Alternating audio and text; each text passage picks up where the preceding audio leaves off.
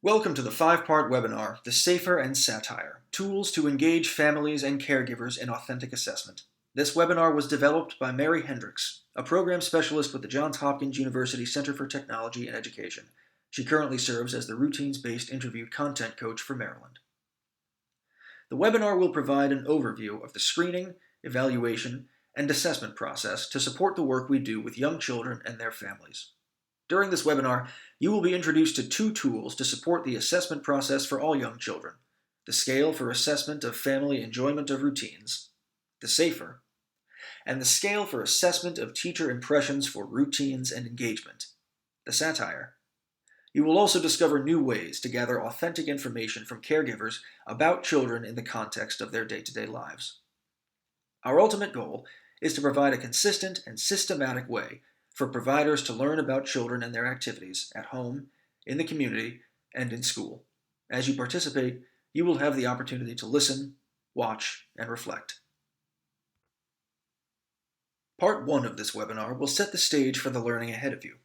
We will explore evidence-based practices and their roots in the early childhood system of services. We will look at the terminology and ensure that we are all using the terms as intended to support our work with children and families. And finally, we will look deeper into the assessment arm of our practices, most specifically, gathering information from families and other caregivers about the function of their child's behaviors in everyday life and how this supports the development of the IFSP and IEP, and functional and meaningful goals and outcomes that support intervention. The work of Dr. Robin McWilliams strengthened the power of the primary caregiver's voice in the work that we do with young children and their families. This webinar will focus on knowledge, skills, and practices in assessment that have been used in the field of early childhood for over 25 years. For some of you, this may be new information, taking you out of your comfort zone. For others, this may be a way to realign your skills to a new practice. Regardless of your current approach in using interviews to gather day-to-day information for a child, family, or caregiver, it is the hope that this webinar will provide you with a deeper understanding of how to gather information in a consistent and systematic manner that leads to accurate and functional data to inform the development of your IFSP and IEP. It is this information that will lead to enhanced summaries of child performance, the development of functional outcomes, and goals to support meaningful interventions for young children and their families. Change is a word that creates emotional responses in people. Keep in mind that as new ideas are created and new research is completed, change is inevitable. The term evidence-based practice has become standard vocabulary in the early childhood field in the last 10 years in order to identify the most pressing questions from the field. Evidence-based practice in early childhood is defined as a decision-making process that integrates the best available research evidence with family and professional wisdom and values. In other words, a balance of scientific proof and professional and family experience and values.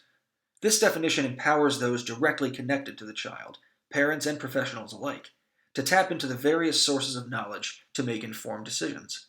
Most importantly, knowledge is not limited to the research available. As a cadre of early interventionists and early childhood providers, regardless of our specific certification, we are guided by our professional organization, the Division of Early Childhood of the Council for Exceptional Children. In 2014, the DEC recommended practices were revised and published and have been highlighted as the measure of how to choose and implement evidence-based practices in the field of early childhood. In addition, the Early Childhood Technical Assistance Center, ECTA for short, has provided us with some guiding principles to support the work we do in early intervention and early childhood special education. These principles are the foundation of our work and challenge us to maintain a focus on the research and practices available to us. Let's return to the importance of evidence-based practices. Our professional organization has set standards, the ECTA Center has provided guiding principles, all to support the use of evidence-based practices in early intervention and early childhood special education in order to provide the highest quality of services and interventions to all children and their families. If we are being asked to engage in a discussion about our practices and our processes, it is important to start at the basic reason of why we do what we do. The national goal of early intervention and preschool special education services is to enable young children to be active and successful participants during the early childhood years and in the future in a variety of settings, in their homes, with their families, in childcare, preschool, or school programs, and in the community. For all of us, this supports our personal goals, why we're doing what we're doing, why we are working in the field of early childhood. But it also encourages us to align our practices to the stated goal for all children to be active and successful wherever they spend their time. The second goal is a goal for the families of the children who we are providing services to. This is reflected in the use of the evidence-based practices of reflective coaching, primary service provider, and working in the context of daily activities of children and families and community providers. We want the family to feel that they have the knowledge and skills to support their child and their family, and to be satisfied with what's happening, to have a quality of life that is meaningful to them. Let's start looking at some of the terminology to clarify our focus on authentic assessment. Many times we hear these terms being used interchangeably. It is critical to our field that we not only recognize the difference in each of these terms, but that we use them consistently in the manner in which they are intended. Screening uses a global measure to give us enough information to tell us the likelihood that the child will require a more in-depth evaluation.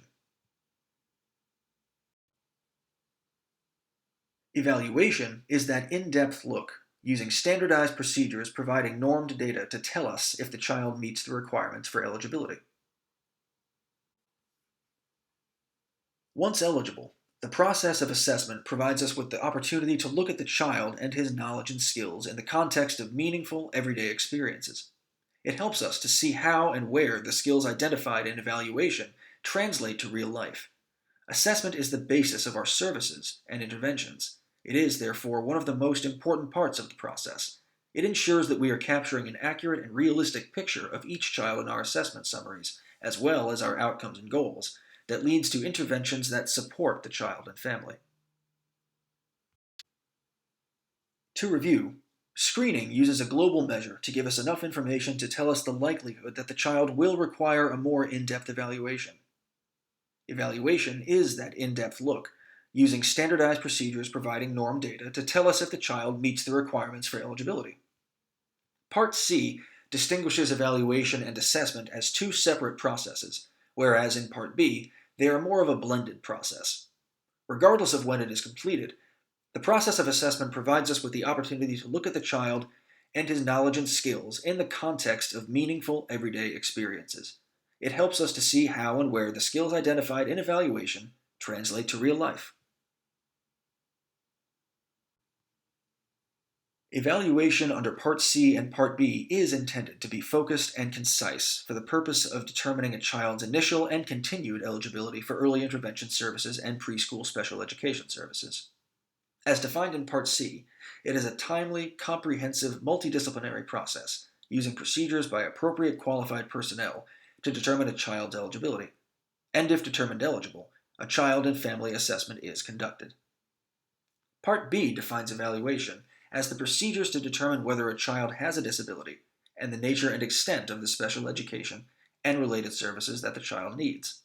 Evaluation and assessment under Part B are not defined as separate processes.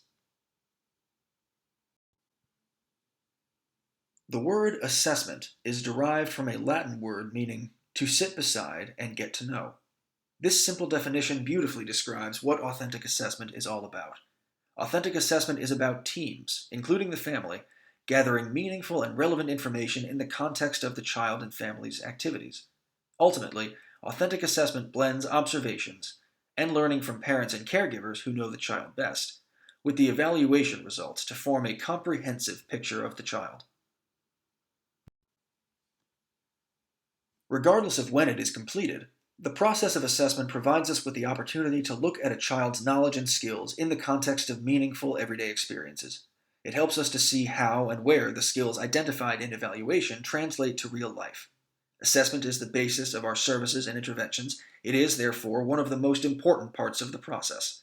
It assures that we are capturing an accurate and realistic picture of each child in our assessment summaries and our outcomes and goal developments that leads to interventions that support the child and family. IDEA require that multiple sources of information be used to assess a child's strengths, needs, and the services needed. This is outlined in the 2014 DEC recommended practices in the assessment section, indicators A6 and A7. Authentic assessment supports routines and outcomes and goals focused within the routines as the foundation of the work. Authentic assessment uses a strength-based approach to understand the child's skills in the real-life context of family, culture, and community, and it provides the context for what the child can do and needs to learn to do to be successful in natural and inclusive learning activities. Authentic assessment requires observation of the child in all environments and gathering a robust description for people that know the child the best.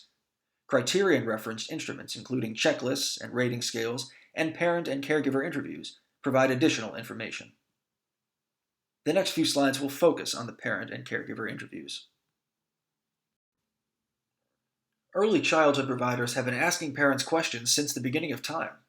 Providers have designed questionnaires, forms, and interviews acknowledging the expertise that the caretaker brings to the process. The Maryland IFSP Everyday Routine section provides a platform for recording child and family activities.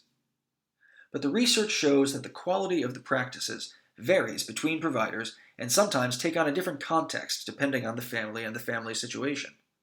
The information that is gleaned is as good as the questions asked and the situation provided. But through the feedback of the researchers in the field, there is agreement that understanding and conveying the importance of gathering information from caregivers, allocating the time needed to explore in depth the functional and meaningfulness of the child and family activities, and using a consistent approach across all providers will increase the accuracy of the data and the likelihood that our interventions match the individual needs of the child and the family. This research is the foundation for the RBI, the SAFIRE, and the SATIRE, tools grounded in research and used internationally as an authentic assessment practice. In Maryland, the RBI, the SAFIRE, and the Maryland IFSP Everyday Routine section on the IFSP are the three ways to complete a family assessment. Parent and caregiver interviews are more than just asking the questions. It is truly about listening to the family's detailed story, asking the right kinds of questions to get quality information, and understanding how it impacts the independence, the engagement, and the social relationships in everyday life. The interview as a component of the authentic assessment process provides information that may not be attainable in any other way. There are so many factors that influence an evaluation and an observation, leading us to a picture that is as good as it is on any given day. But talking to the person who is with the child day to day, and a skilled practitioner asking questions that are framed around the areas of engagement, independence, and social relationships increases the likelihood of comprehensive, accurate, and meaningful information. Talking to the primary person in the child's day provides perspective, allows for variability across environments, times of day, and caregivers, and provides a real-life picture of how that child is participating. If all providers are gathering this information in a consistent format, using an evidence-based approach, we are giving each family the same opportunity to share their story. That information then helps us to assure that we are matching the interventions to the needs of the child and family in a way that allows them to grow and develop in a meaningful way. The SAFIRE and SATIRE, used in the manner revealed in this webinar, are the evidence-based practices that will support your work. Take a moment to consider the quote on screen. How are you currently gathering data from parents and care providers? How does your practice compare to your colleagues and the expectations of your program? How can you enhance your assessment practices using caregiver interviews? What will it take for you to do this?